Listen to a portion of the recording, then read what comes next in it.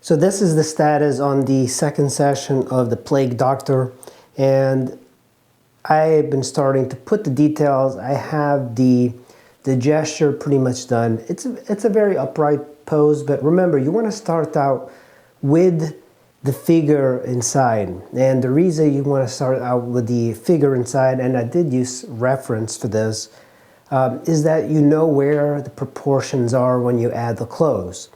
Often I do see people sculpting a figure and they'll put the clothes right off, and there's something a little bit off. So that was my reasoning for wanting to build the figure first. And I didn't have to spend a lot of time building the figure. The whole point of this is to build this covering of the Plague Doctor.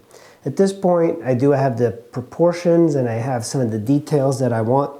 Now, the thing that I'm struggling with is because the Plague Doctor, I don't have a lot of reference, and all the reference I have is basically of the front and maybe a side like this. So I don't have a lot of reference of what is happening here. And I am looking for different gloves. These are called gauntlet sort of gloves. They come all the way to the wrist or to the mid-arm.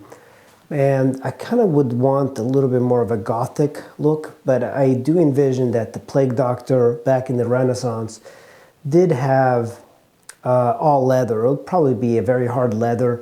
And of course, everything about this figure is covered. There's no skin exposed at all.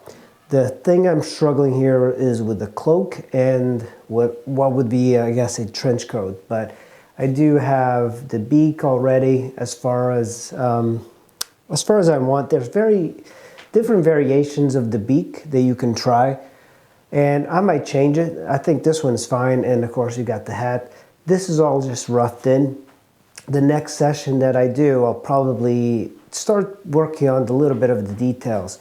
Now the back here, there's very little detail in the back because I cannot find a lot. And if I had a lot more money, I'd probably buy one of these Plague Doctor costumes. There's very good Plague Doctor costumes that you could get and you could buy. But unfortunately, I do not have that. So I'm researching trench coats and cloaks and all of that. And you could kind of combine it a little bit with video games. I would like to get some details on here. And so there's the arm. The hand is positioned on the waist. And the belt, what I read is that the Plague Doctor in the past would have vials and various things in his belt for, trying to cure patients. And there's a little pouch here where he would put his various things. And he also would have some sort of like knife for, I don't know, maybe doing some cutting. And of course, here is going to be the stick that he carried. These Plague Doctors would never touch the victims directly, so they would use these sticks to kind of push the or to touch the patient. These guys would be called into various places in the city and in the countryside to check on people. So it's kind of a scary time, the Black Plague, and of course it was spread by the, I guess, the parasites on rats, the mites on rats, the fleas, and it also, the fleas were also in birds and deer and squirrels and all of that, but mostly it was spread by rats.